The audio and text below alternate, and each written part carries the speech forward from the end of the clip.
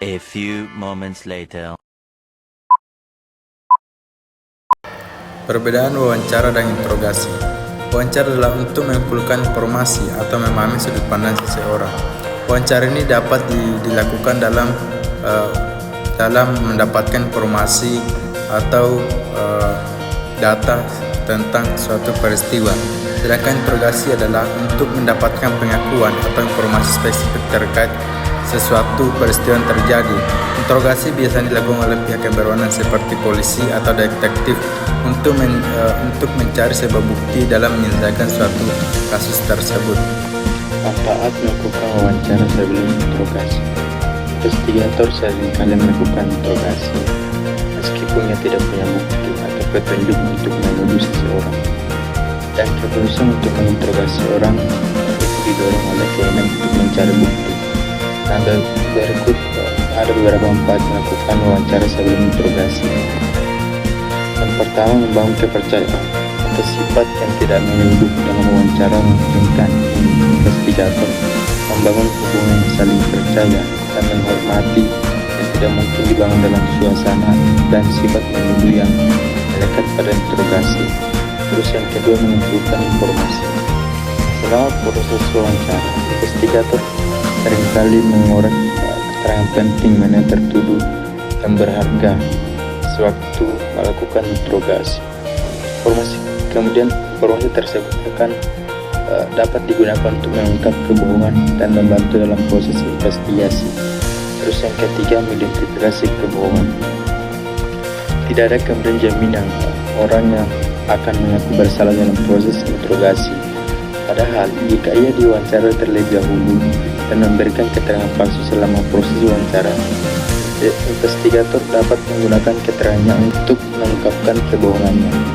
Terus yang keempat, informasi yang tidak tertutup. Selama proses wawancara dapat membantu investigator memperoleh informasi yang tidak terbuat tentang kejadian atau peristiwa yang tidak diketahui. Terus behavior symptom analysis atau BSA. BSA adalah teknik yang digunakan untuk menganalisis perilaku orang yang diinterogasi untuk mencari tanda-tanda kebohongan.